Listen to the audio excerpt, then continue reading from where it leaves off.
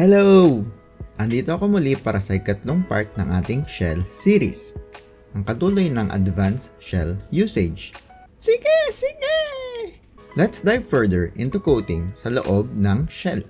Ang quotes ay ginagamit para tanggalan ng meaning ang mga special characters o symbols at magagamit mo ito bilang simple text. May tatlong special characters na pwede natin gamitin for quoting: ang single quote, ang double quote, at ang backslash. Ang single quote ay ang strongest form of quoting. Kapag in-close natin ang special character sa single quote, ay mawawala ang meaning nito. Mapa-variable substitution or command substitution ay hindi gagana dito. For example, we do my var equals hello, and then echo single quote, this string contains spaces, comma, greater than, comma, and $sign my var. Single quote. As you can see, everything was treated as normal text. Ibig sabihin, lahat ng tinype ko sa loob ng single quotes ay sila din yung lumabas sa echo na command. Then there is double quotes na mas mahina ng onte sa single quotes. Ibig sabihin, double quotes allow some special characters within it. Sa loob ng double quotes gagana ang variable substitution at command substitution. But most special characters ay hindi. Sa ating example kanina, if we use double quotes instead of single quotes, ay gagana dapat ang variable substitution. Echo, double quotes, this string contains spaces, comma, greater than, comma, less than, comma, and $sign my var. Double quotes. Kita naman sa sample na ito na ang value ng my var ay na-substitute. Wow, ang taas ko na. At ang huli ay backslash. We use it para naman i-quote ang single characters.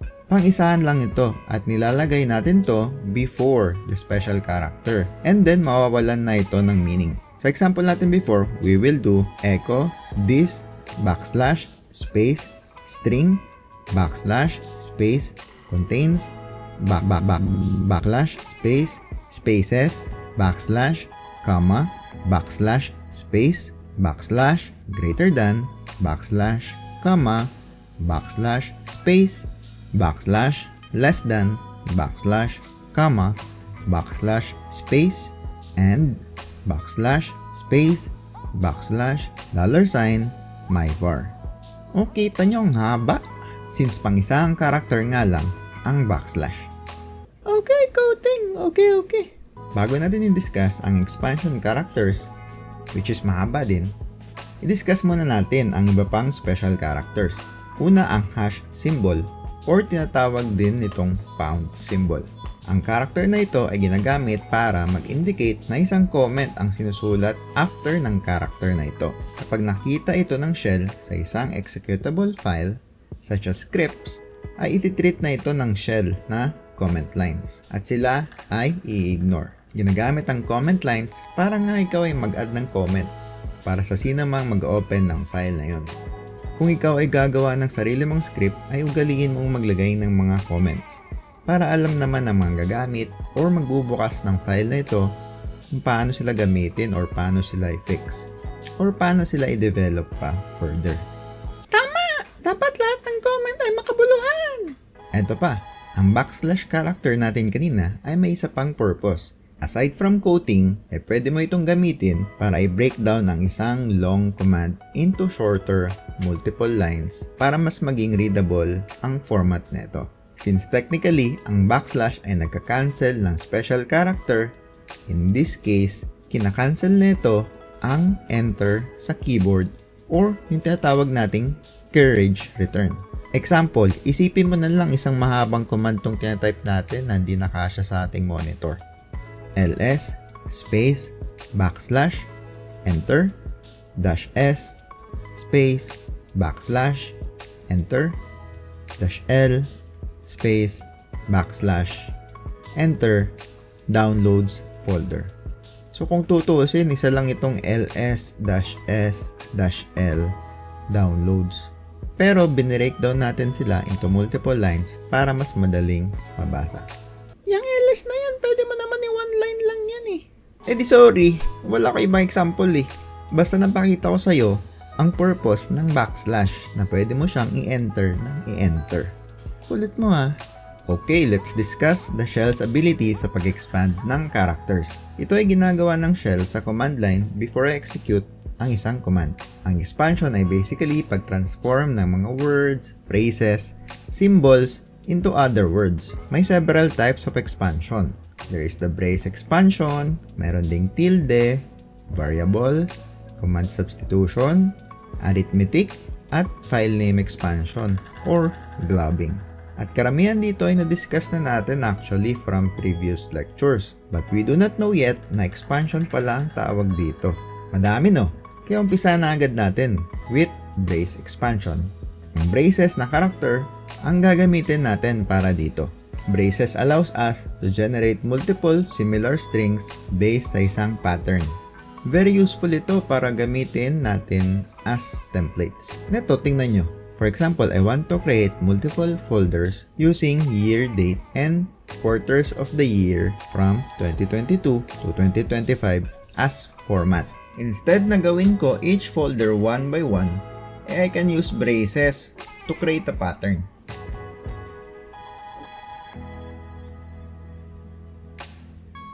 That will be mkdir and then the folder name, for example, project.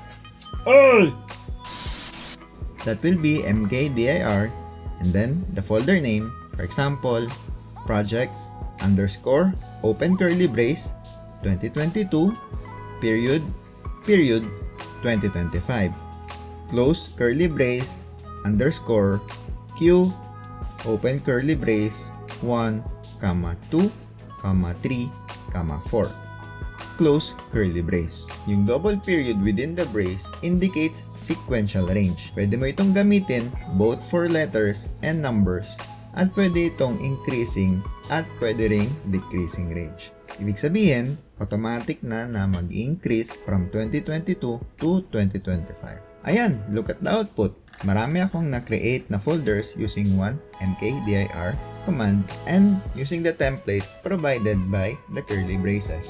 Ayos yun na pangtamad. Marami talaga akong ituturo sa'yo na pangtamad. What? Next is the tilde expansion. Nadaanan natin to actually sa episode 4.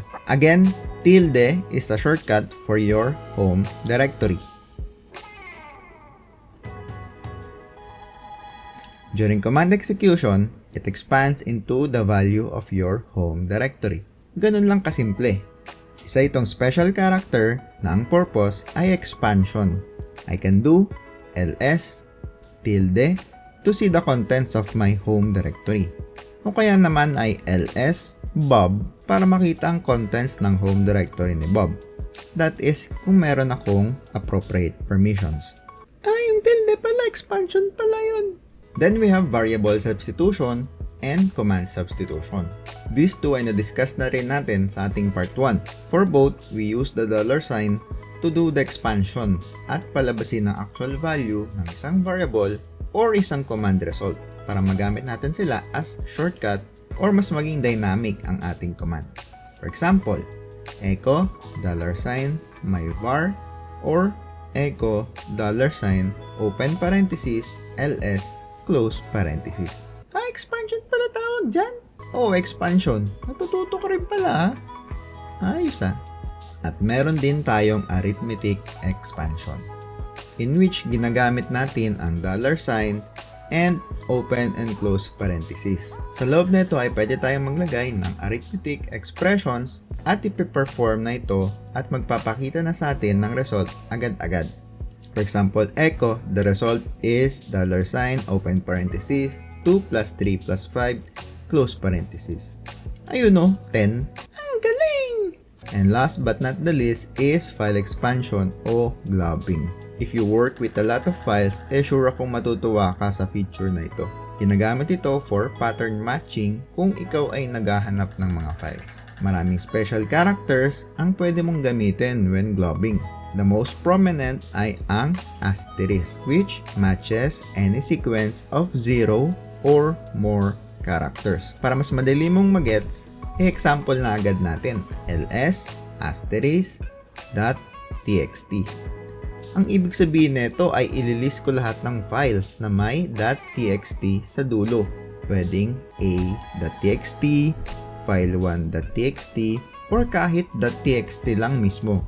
Another example ay ls a *b. Ibig sabihin naman nito ay lahat ng file na nag-uumpisa sa a at nagtatapos sa b ay malilist ng ls. So, kita naman ninyo na kahit 0 or more characters ay kayang ma-match ng asterisk.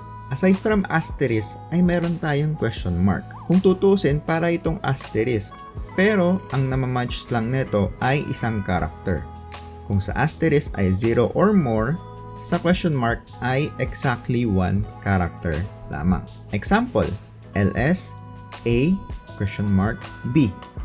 Ibig sabihin nito ay 3-letter files na nag-uumpisa sa A at nagtatapos sa B. Iba ito sa kanina na A asterisk B wherein kahit anong haba ng file ay mamamatch. Dito ay dapat isang character lang ang question mark. Ibig sabihin ay 3-letter file name lang ang mamamatch natin. Kung ayaw mong ma-match lahat using asterisk or masyadong maliit naman ang question mark, ay pwede kang mag-specify ng range sa globbing using square braces. Example, ls a open brace a dash d close brace b.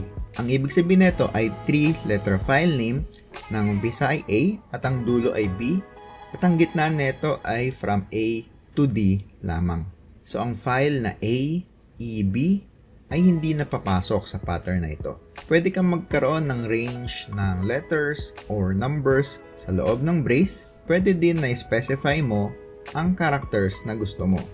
For example, ls, A, open brace, A, B, C, D, close brace, B. So, kahit sino doon ay pwedeng ma-match. Pwede ka rin maglagay ng logic sa loob ng braces using inverse match gamit ang mga special characters na ito, ang exclamation point at caret. Example, ls a open brace exclamation point a to d close brace b or ls a open brace caret a to d close brace b. Ang mga ito ay magmamatch sa mga file na A ang umpisa at B ang dulo at ang gitna nila ay walang A, B, C, D. So, ibig sabihin, ang AEB, AFB, or AGB na files ay magmamatch dito. Okay.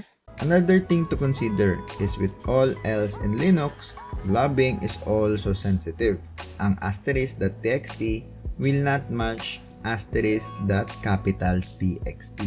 Also, you might get confused with file name expansion or globbing using curly brace expansion. Ginagamit natin ang curly brace to generate strings na karaniwang ginagamit for templates sa paggawa ng file names. Ang globbing naman ay ginagamit natin for pattern matching when finding files. Kagaya ng sa example natin na ls kanina. May mga commands pa na pwede natin gamitin for finding files, which matututunan nyo sa ibang lectures. Okay, awat na, nahilo na ako. O sige, dito na nagtatapos ang ating lecture about shells. Make sure na practicein mo yung mga natutunan mo dito at see you sa susunod na kabanata. Bye!